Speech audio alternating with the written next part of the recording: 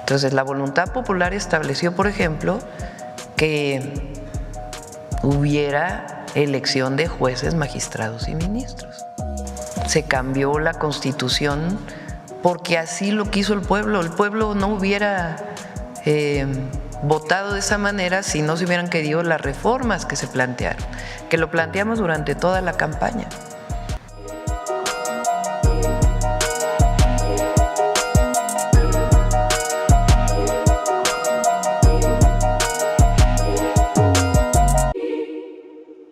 Gentiles amigos de Mirada Profunda, este espacio de periodismo sin compromisos, bienvenidos.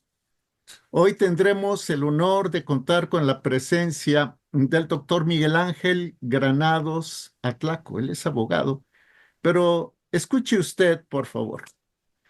El doctor Granados Atlaco cuenta con 4 licenciaturas por la Universidad Nacional Autónoma de México. Me voy a permitir leer parte de su currículum. Licenciado en Derecho por la Facultad de Derecho, titulado con mención honorífica. Licenciado en Lengua y Literaturas Hispánicas por la Facultad de Filosofía y Letras. Licenciado en Ciencias Políticas y Administración Pública por la Facultad de Ciencias Políticas y Sociales, titulado con mención honorífica, y obtuvo en esta carrera la medalla Gavino Barreda con promedio de 10. Concluyó la carrera de filosofía en la Facultad de Filosofía y Letras, obteniendo de nueva cuenta la medalla Gavino Barreda. El doctor Miguel Ángel Granados Atlaco estudió la especialidad en Ciencias Penales con maestría y doctorado en la División de Estudios de Posgrado de la Facultad de Derecho de la Universidad Nacional Autónoma de México. Obtuvo los grados con mención honorífica. El currículum del doctor es muy amplio, pero bueno, por razones de tiempo lo abreviamos y le damos la bienvenida de manera muy cordial. Qué placer, doctor. No, el gusto es mío, don Jorge. La verdad es que es un espacio maravilloso el que usted nos ofrece para platicar sobre un tema tan relevante como esto que trae ahorita en el ajo a toda la sociedad. Muchas gracias por la invitación. Al contrario, doctor. La presidenta Claudia Sheinbaum declaró la mañana de este martes que la elección de jueces, magistrados y ministros va. Estoy citando de manera textual. Dijo, ya es una reforma constitucional. Ayer se envió la iniciativa de leyes secundarias para clarificar la reforma para que el sistema electoral tenga los elementos suficientes para llevar a cabo la elección. O sea, ya la reforma se pasa también al ámbito electoral. Doctor, la reforma judicial recientemente aprobada dará efectivamente independencia al Poder Judicial y erradicará, lo repito, efectivamente la corrupción en el Poder Judicial.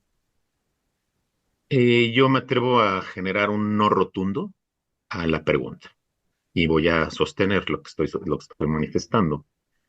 Efectivamente, tenemos que hacer un acto de revisión profunda de las formas en que se ejerce el poder público.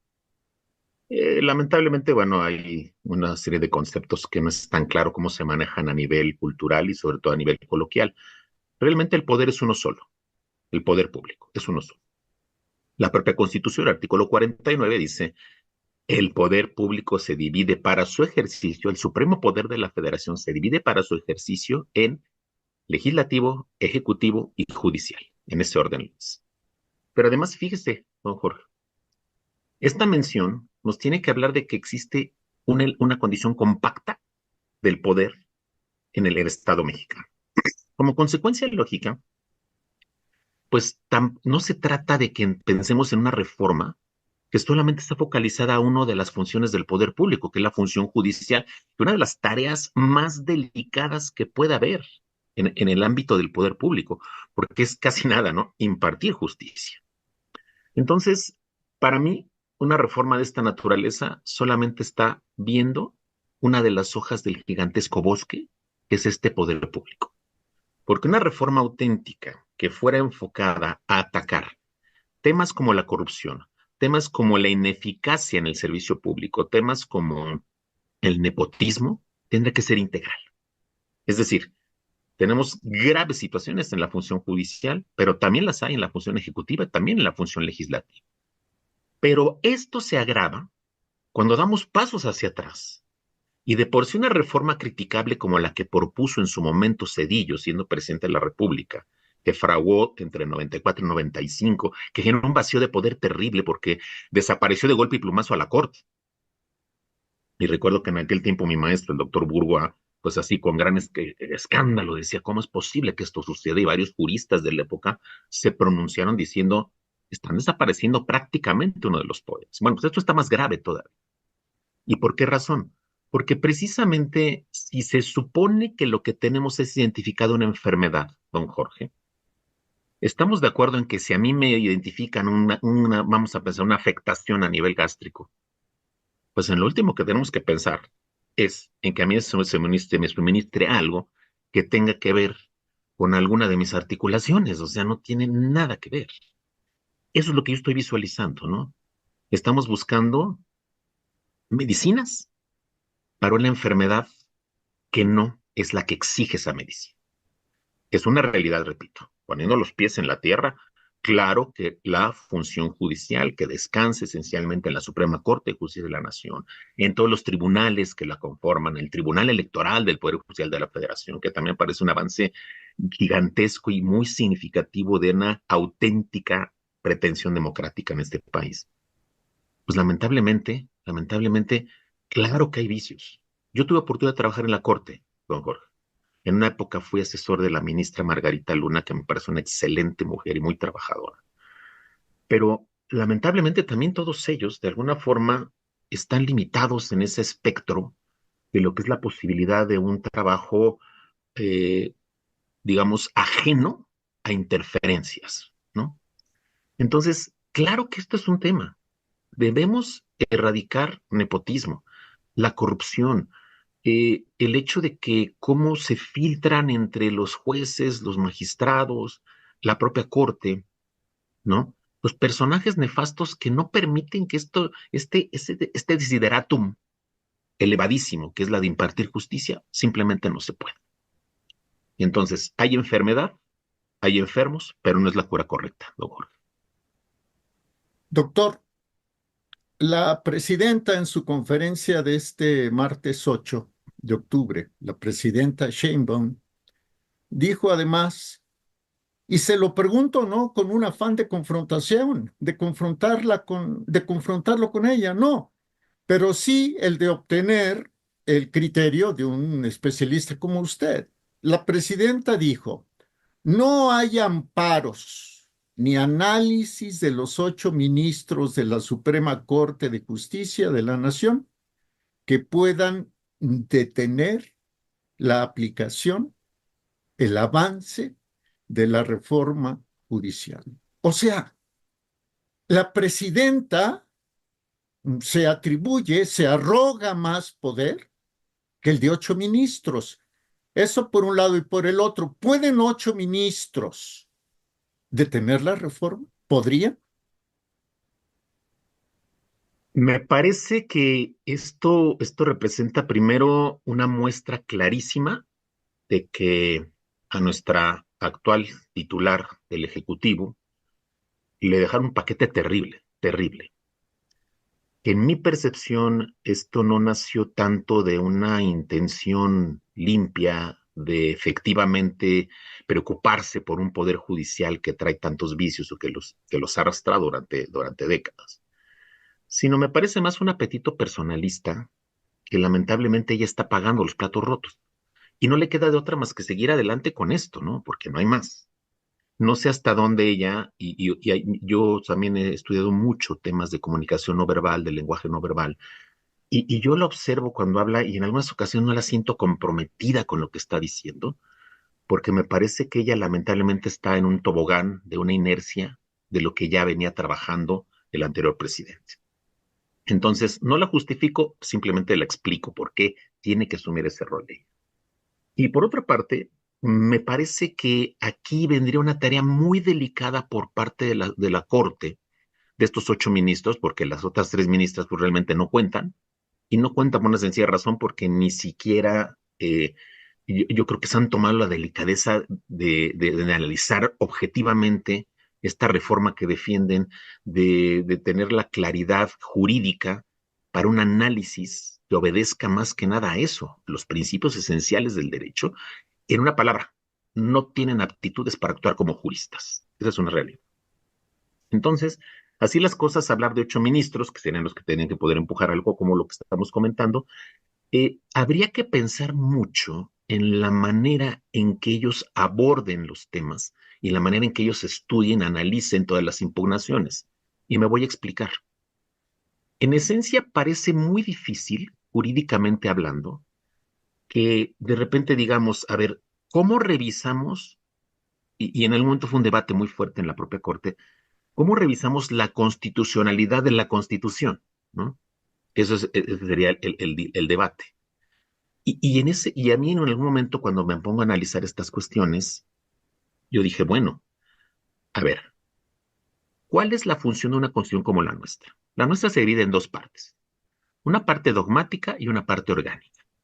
La parte dogmática se refiere a los derechos humanos y las garantías que el Estado asume el compromiso irreductible de proteger, vigilar, salvaguardar, garantizar esos derechos humanos en favor de todo gobierno. La segunda parte es la parte orgánica.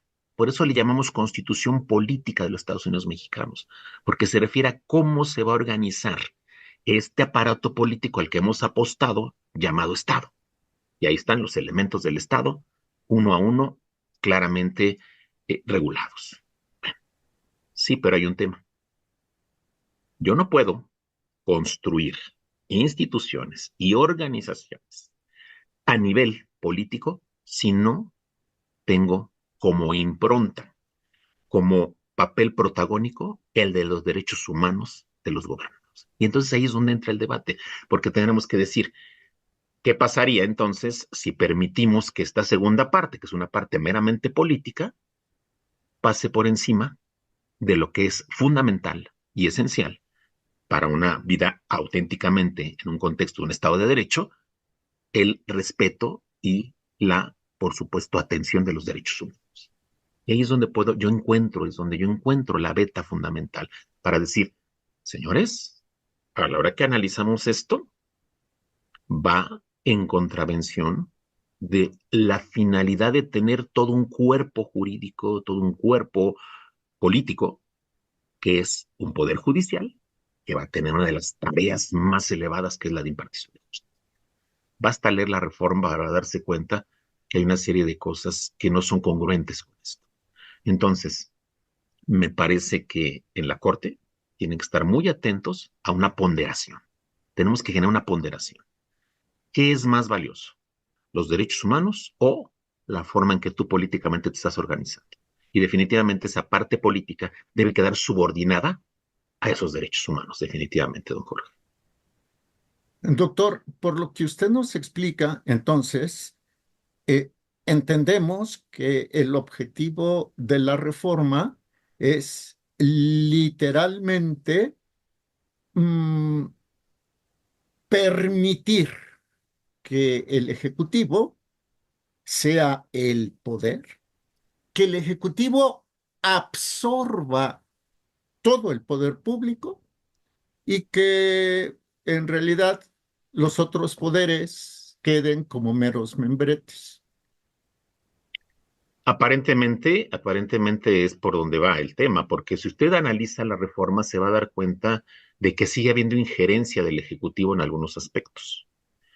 Que por otro lado, el otro grave problema que tenemos en este momento político es el hecho de que tenemos literalmente de rodillas a una función legislativa, a un Congreso, pues que bastará con que la señora hoy mande cualquier cantidad de propuestas y estas van a pasar por un filtro, digamos así, anodino, que es el tema de la oposición, de la escasa oposición que hay, que además habrá que decir también con sus letras, no solo escasas en cantidad, sino en calidad, ¿no? Entonces, esto también es parte del grave problema que estamos enfrentando, donde efectivamente, don Jorge, pareciera, digo, usted y yo somos del siglo pasado y sabemos perfectamente lo que fue vivir esos 70s y 80s con gobiernos priistas en los que el presidente de la República no era presidente, era un dios sexenal.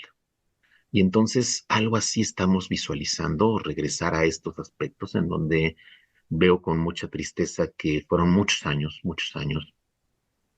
Yo en mi faceta de especialista en materia electoral, le quiero decir que estaba yo pues realmente sorprendido de forma grata en cómo fue creciendo el ámbito electoral, cómo se fue buscando esa democratización, cómo fuimos avanzando hacia una democracia que en mi percepción nunca hemos llegado a tal.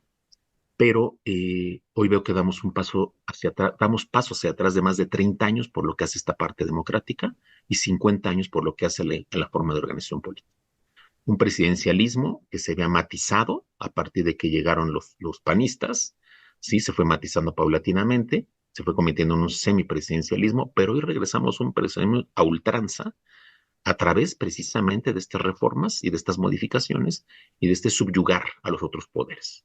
Definitivamente, tiene usted toda la razón, se trata de buscar una condición suprema frente a las demás funciones del poder público, lo cual que va a permitir, ¿no? Que ese ejercicio del poder, pues lamentablemente no cuente con ninguna clase de contrapeso, que eso es a lo que aspiramos desde que Montesquieu esquematizó estas divisiones del poder público, desde que los grandes filósofos griegos hablaban de esa necesidad de no concentrar el poder.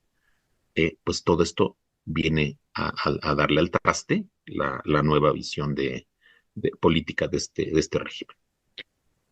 Tarde, pero me vino a la mente la palabra correcta, doctor. Monopolizar el poder. Me tardé en encontrarla, pero bueno, simplemente la dejo sobre el tapete de la discusión. Doctor, este lunes se enviaron una serie de reformas secundarias. Entre ellas, pues se destaca el hecho de que la reforma judicial subordine también al Tribunal Electoral del Poder Judicial de la Federación. O sea, no bastará con que el régimen controle a los candidatos y de los candidatos a jueces, a magistrados y ministros, no bastará que los proponga, sino que los controle.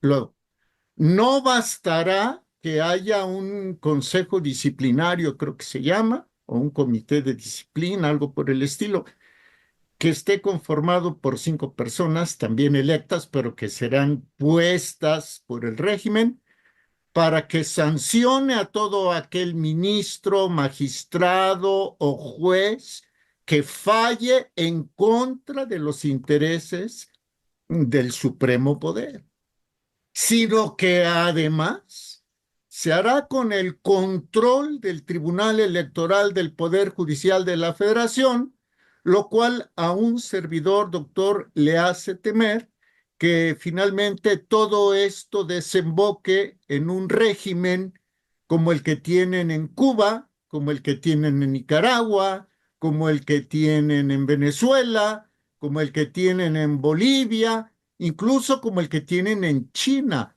O sea, estamos a nada, pero a nada de la dictadura absoluta. Sí, efectivamente, todo se perfila a observar comparativamente cómo se fue dando el proceso en Cuba, cómo se ha dado el proceso en Venezuela. Bolivia es un tema ahí un poquito, no tan importante, pero que finalmente también hay muestras de este tipo de situaciones.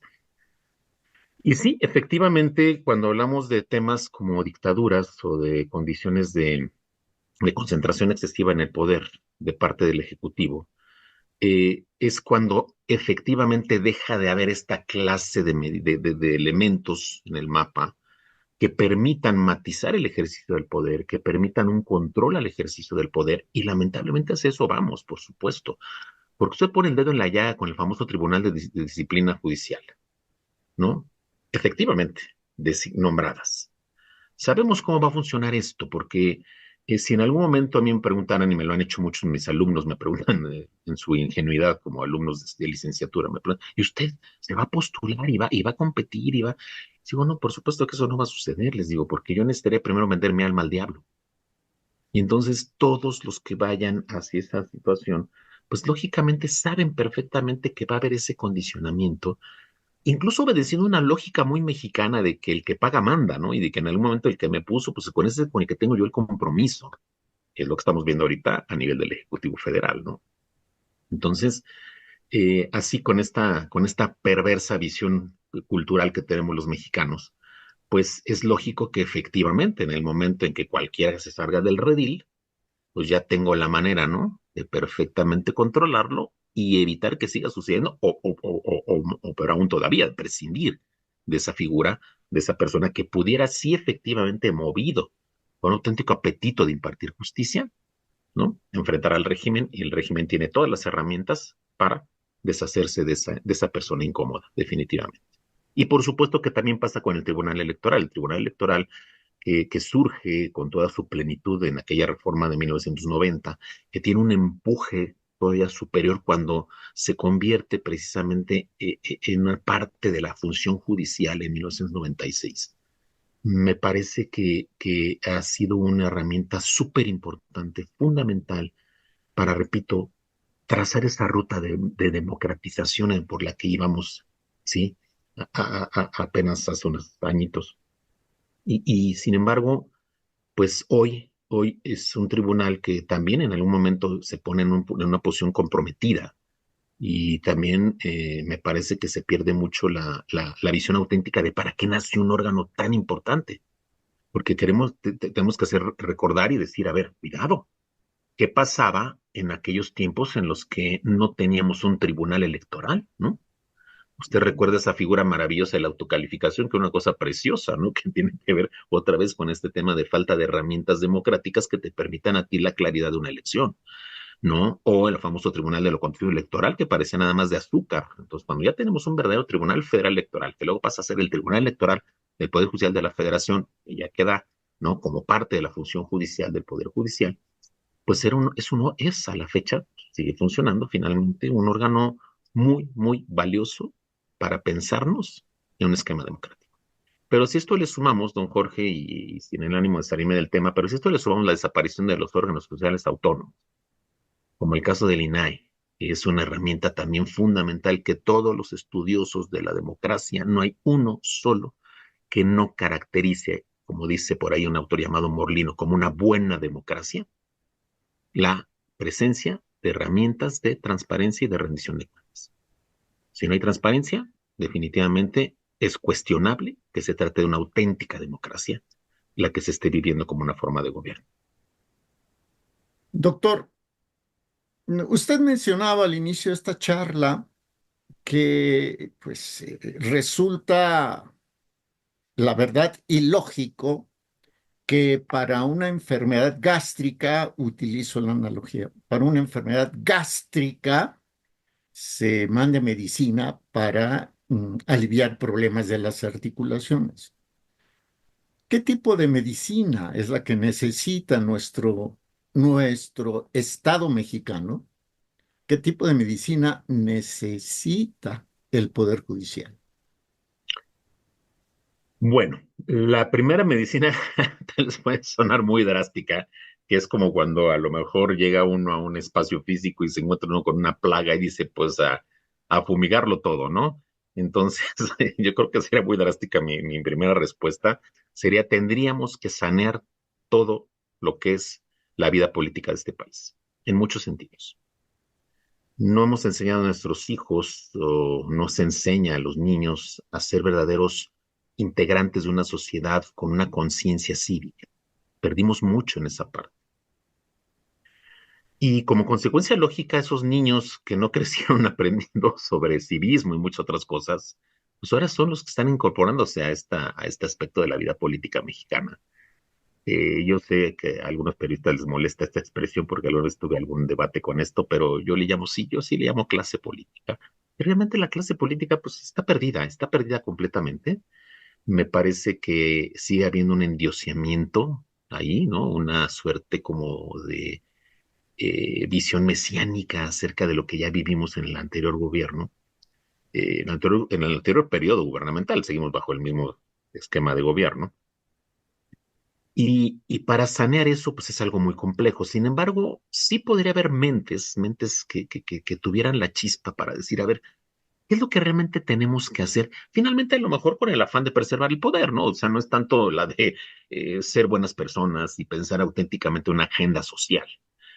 Tal vez preservar el poder, porque finalmente también hay formas en las que se accede al poder, se puede conservar mientras sí se trabaje, mientras sí se hagan cosas positivas para el pueblo, no nada más repartir dinero y no nada más callar a billetazos a la gente o andar acudiendo a meros programas sociales en los que ya no sabemos cómo vamos a cubrir ahora tantos compromisos económicos que están generando por esta área de los programas sociales. Entonces, para mí la gran reforma no es una reforma a la función judicial, es una reforma al poder público en todas sus esferas, ¿no? Al Ejecutivo adelgazarlo, que por supuesto que hay cualquier cantidad de duplicidades de funciones. Al Legislativo también adelgazarlo, pero también profesionalizarlo. No necesitaremos una función judicial tan profesionalizada, don Jorge, si tuviéramos un buen legislador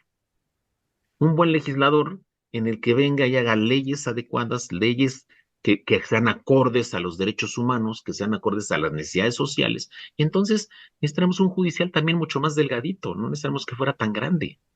Si usted viera la cantidad de trabajo que hay por la vía de los amparos en tribunales colegiados, ¿no? Amparos directos, tribunales colegiados, amparos directos en los juzgados de distrito, el simple hecho de por qué es recurrente este tema de las acciones de inconstitucionalidad, ¿no? Cuando claro que tienen que estar ahí como herramientas de medio de control constitucional, pero que también tiene que ser el plan B, o sea, el plan A es tengamos un buen legislativo que sepa legislar, que sea riguroso, que se exija a sí mismo hacer leyes que auténticamente no sean inconstitucionales, y luego un ejecutivo, ¿no? Que se construya a partir de servidores públicos profesionalizados y que a su vez también estén conscientes y sean congruentes con un orden jurídico y que no resuelvan de manera completamente discrecional muchas situaciones que terminan en amparos que se les ganan y otra vez, y entonces el problema que tiene el amparo del principio de relatividad, que en algún momento pues solamente para el que va y se ampara, pero ya se cepilló a otros 15 gobernados que no tuvieron dinero para interponer un amparo, ese mismo mal funcionario, ¿no? Entonces, creo que es un problema muy grave el que que yo veo que permea a todas las áreas de la función de las funciones del poder público. Yo le diría, necesitamos una cirugía mayor, por supuesto, y que esto me parece, repito, una manera solamente de evadir la verdadera necesidad. Sí necesitamos una reforma judicial, por supuesto, o sea, la gran conclusión sería, sí necesitamos una reforma judicial, no en los términos que está planteada, me opongo rotundamente a que sea el pueblo sabio, el que venga y decida quién va a impartir esa justicia. Cuando por el amor de Dios, o sea, realmente conocemos, en el medio jurídico, yo que me he desenvuelto, voy a cumplir 35 años de dar clase en la Facultad de Derecho este mismo mes. Y he conocido gente fabulosa, gente maravillosa, hombres y mujeres brillantísimos que conocen el derecho de lado a lado, pero que no tienen la más mínima aspiración en esos contextos porque no le venden su alma al diablo, ¿sí? No se entregan al poder político. Y eso es su primer defecto, ¿no? Entonces, si vamos hacia eso, necesitamos entonces pensar en gente que tenga los conocimientos jurídicos, no quienes se vendan con el poder. Y la forma y el voto, perdón, no es algo que funcione para efectos de una función judicial definitivamente. Necesitamos sí establecer procedimientos más rígidos, más estrictos, para que no llegue gente como las últimas ministras, por el amor de Dios, un país en donde, yo no sé si usted tenga referentes, pero en cualquier otro país, una ministra que tenga la mínima sospecha de que su tesis fue plagiada y de que hay evidencias contundentes de que así fue, ya no estaría en funciones o no llegaría una ministra que trae todo un antecedente increíble de ignorancia y desconocimiento de lo que es el derecho y que lo pone de manifiesto cada vez que puede, Y ¿no? que dice que no es experta en derecho. Además, además lo Claro, dice. ¿no? Y además, y escudarse en curvas de aprendizaje, pues bueno, la vida es un aprendizaje, entonces nadie se convierte en experto en nada, ¿no? Seguimos en una curva de aprendizaje toda la vida, entonces me parece muy absurdo realmente todo esto, pero lamentablemente vamos hacia eso, ¿no, Jorge? ¿Y sabe por qué? Porque en México no hay democracia. En México lo que vivimos es una oclocracia, ¿sí? Esa es la diferencia. No hay democracia, es una oclocracia. Y en términos de la oclocracia, pues lógicamente nunca van a acceder las personas que en algún momento no están condicionadas precisamente por esta manera de gobernar repartiendo dinero sin auténticamente resolver los problemas sociales, sin cuidar una auténtica agenda social, sino más una agenda electoral o electorera, diría yo, que es lo que se está cuidando. Doctor, para quienes desconocemos el significado de oclocracia, Lo creo que ese es el gobierno, no del pueblo, porque esa sería la democracia, sino el gobierno de las clases que, digamos, se encuentran en desventaja económicamente y que entonces oponen esa condición como mayorías al pueblo en general, ¿no? Es decir, se habla de un gobierno del lumpen, del proletariado, en términos marxistas, ¿no? Lo que será la oclocracia. Eso es lo que estamos viendo. dijo la presidenta la mañana de este martes 8 de octubre que el pueblo ya decidió. Usted nos explica que efectivamente nos lo acaba de decir, pues su explicación va en contra de lo que dijo la presidenta. Doctor, finalmente, en esta ocasión, si usted nos permite, lo conversaremos nuevamente.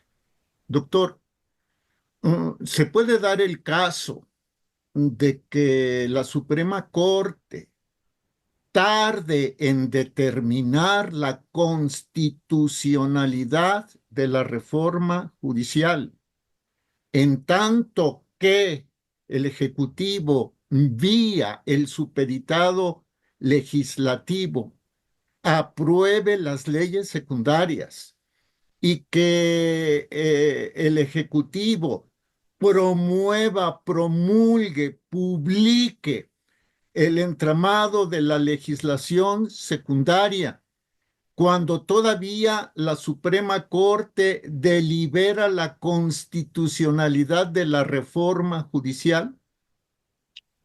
Sí, por supuesto que lo van a hacer, por supuesto que va a suceder, tan es así que por algo ya se recibió en el Congreso lo que serían los proyectos de para legislación secundaria, que ahí por supuesto también en un análisis que hacía yo de la reforma constitucional, pues realmente tiene cualquier cantidad de huecos y cualquier cantidad de cosas que nos llevan a un análisis de deprimente, vaya, de lo que podría ser ya la instrumentación de la supuesta reforma, ¿no? Mal hecha, por supuesto, incluso con base en las técnicas legislativas. Me parece que el propio proyecto en su momento tiene unas carencias gigantescas de esta parte, de la parte técnica, el manejo del lenguaje, que no es un lenguaje adecuado para tratar de ilustrar qué es lo que se está plasmando en esta reforma, y por supuesto reservar muchos temas a la legislación secundaria, que ahí me parece que incluso habría hay una intención ahí aviesa, decía mi abuelita, piensa mal y acertarás, ¿no? Y yo siempre cuando vi la reforma en primer término, la constitucional, dije, están dejando muchos temas intencionalmente para una legislación secundaria, que sabemos perfectamente que es mucho más fácil aprobarla, no requiere una mayoría calificada como la que se requiere para una reforma constitucional. Entonces, por supuesto que van a empujar lo que son las propuestas de la legislación secundaria, porque van a entrar en congruencia con lo que asumen que ya está consolidado. Y esto abre un segundo escenario para la Suprema Corte por la vía de las acciones de inconstitucionalidad que van a seguir, que van a empezar a promoverse ahora contra la legislación secundaria, y es donde puede generarse ese espacio de un compás de espera que podría llevar a, a que sigamos en la incertidumbre en cuanto a qué va a pasar con la función judicial. La presión que están ejerciendo también los trabajadores del Poder Judicial de la Federación no es algo menor. Entiendo yo, me he enterado de algunas fuentes que la pretensión es seguir y seguir hasta donde lleguen, hasta donde topen los trabajadores, porque pues lógicamente están siendo afectados de manera significativa. Mire, don Jorge, no es nada más un trabajo, es años de verdad de ir profesionalizándose, de ir haciendo cosas importantes para la justicia en México. Hay de todo en la viña del Señor, por supuesto, así como hay gente extremadamente corrupta. Yo tengo el orgullo de conocer gente muy honesta, que no toca un peso, que hace su función, que trabaja, que no trabaja 8 horas, trabaja 10, 12, 14 horas, entregando su vida a la función judicial. Y esa es la gente que realmente hay que rescatar, la gente que merece esos espacios, la gente que le ha macheteado durante años para poder acceder a un espacio en donde ya se consoliden como estudiosos del derecho. Y eso es algo que lamentablemente pues hoy no se ve en el panorama de estas personas, ¿no? A mí alguna vez me preguntaban mis alumnos cuál sería para mí una realización profesional. Yo les decía, para mí, como jurista, como aspirante a jurista, no me llamo yo jurista, eso espero que sea la apreciación de la gente, yo no me puedo autonombrar jurista, pero sí, como aspirante a jurista, yo siempre he hecho, para mí el más alto honor que pueda haber es ser ministro de la Corte. Es el más alto honor que puede tener un abogado. Y entonces por eso nos genera tanta indignación, que de repente lleguen personas completamente ignorantes del derecho, diletantes del derecho, diría yo, que esa es una expresión muy fuerte, ser diletantes, ¿no? O sea, se inventan, ¿no?, lo que no son, y duele como jurista, pero también como mexicano, como un amante de esta patria hermosa que lamentablemente no sigue dando para que todas estas personas pues estén en esa inercia de destrucción de lo que fuimos construyendo durante tantos años y que en algún momento criticaron, por supuesto, ¿no? Porque es lo que también habría que revisar, ¿no? Todo el antecedente político de muchas de estas personas que hoy son los protagonistas políticos y que hace 40 años, ojalá fueran esos que eran hace 40, hace 30 años, los que están ahorita gobernando. Porque como críticos del poder, como críticos de las funciones del poder público, pues creo que eran mucho mejores que como gobernantes definitivamente. Totalmente. Finalmente, doctor, ahora sí, finalmente, escuchándolo, reflexionando en sus palabras, su servidor, el servidor de ustedes, de pronto visualizó otro escenario, un escenario todavía más avanzado, un escenario basado en una inferencia lógica. El escenario en el cual a partir de junio de 2025 se elija una parte de los impartidores de justicia y venga después la otra elección y que de pronto tengamos a un poder monopólico, el Ejecutivo, con un poder legislativo como el que vimos el 1 de octubre, donde los legisladores, senadores, diputados dejaron a un lado su calidad de representantes populares, los diputados, o de representantes del Pacto Federal, y tomaban fotos y hacían porras como si fueran simplemente miembros de un movimiento mucho mayor a lo que es el Senado o la Cámara de Diputados. Y por el otro lado, un poder judicial paralelo, donde ese poder judicial paralelo pueda en un momento dado decidir sobre la libertad de los ministros legítimamente constituidos. No sé si la expresión sea correcta, doctor, no soy abogado, pero sobre la vida, la libertad, no sobre la vida directa, pero sí sobre la libertad, el honor y el derecho a la buena fama de los ministros legítimos. O sea, que, lo voy a decir con todas sus letras, que el falso poder judicial pueda perseguir y encarcelar a los integrantes del verdadero poder judicial. Me temo eso, doctor. Pues algo así obedecería a una de las reflexiones que usted hacía relativas a visualizar ya casi de frente una situación dictatorial, porque es una característica de las dictaduras este tema. Entonces, mi apreciación es que la Corte tiene ante sí precisamente una encrucijada, un dilema muy grande, muy grande. Si usted lee la reforma, por ahí hay un artículo transitorio que habla de que si alguno de los ministros de la Corte que ahorita están en funciones, ahí como poniéndole la zanahoria, digo, hay detalles que la gente no ha leído de la reforma. Ahí dice, en algún artículo transitorio, dice que si alguno de los ministros en funciones ahorita decide renunciar, va a tener derecho a su haber de retiro. Pero que si no lo hace, que se olvide de cualquier haber de retiro. Por ejemplo, o sea, ese es un tema en el que yo digo, habrá que aplaudir la valentía de estos ministros y de las ministras que están en sintonía con el defender el Estado de Derecho, porque de eso se trata, defender el Estado de Derecho. Pero de que ahí está sobre ellos la espada de Damocles, está sobre ellos ese riesgo, es una realidad. Por supuesto que sí. Porque en el momento en que se dé este apoderamiento, lo que usted decía con toda claridad, este monopolio del poder público, miren, estamos completamente expuestos, los 130 millones de mexicanos, a que hagan y deshagan con nosotros lo que se les dé la gana. Esa es una realidad. Estos 8 ministros, doctor, se supone que ya va a terminar, pero ahora sí ya voy a terminar. Estos 8 ministros tienen las herramientas jurídicas, permítame que me exprese así como lego del derecho, Sí, sí. para preservar el Estado de Derecho en México. Tienen los elementos constitucionales y legales. Mientras ellos estén en funciones, sí. Mientras estén en funciones, mientras no se termine de fraguar una reforma que ya sabemos que trae cualquier cantidad de cosas y de vicios.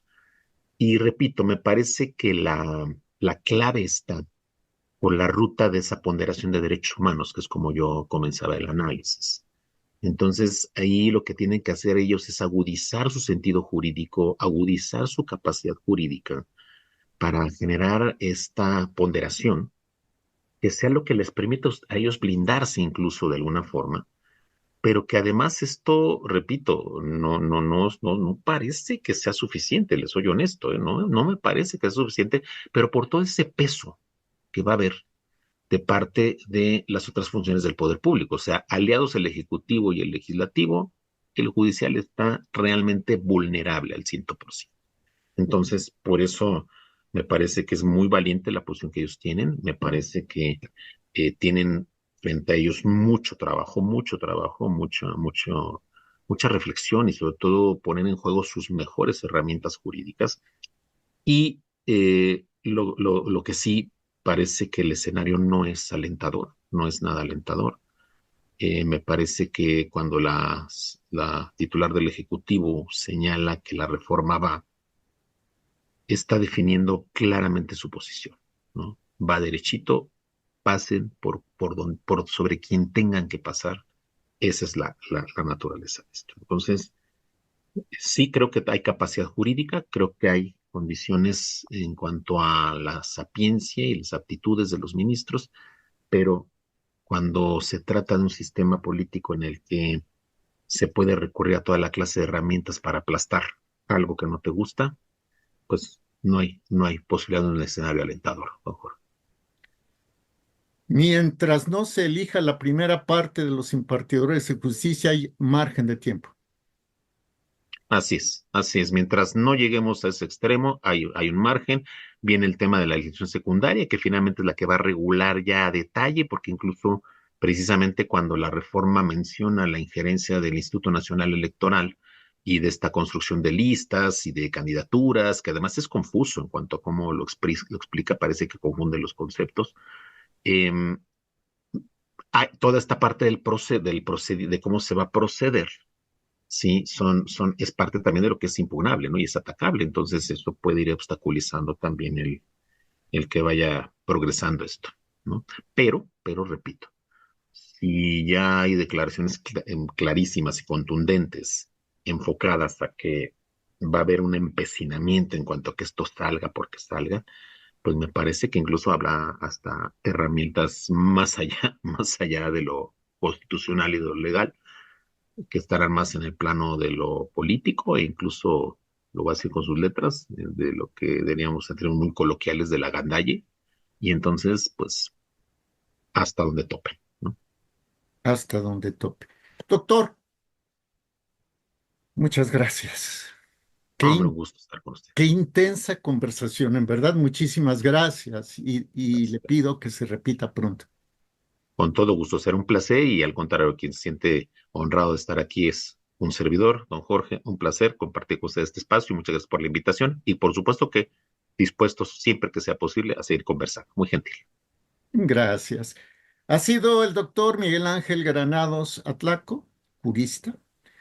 Y también le damos las gracias, por supuesto, a usted que amablemente nos ve, nos oye y participa, a quienes nos permitieron llegar al doctor Miguel Ángel Granados Atlaco, Miguel Ángel Granados Atlaco, nuestra gratitud también. Hasta pronto.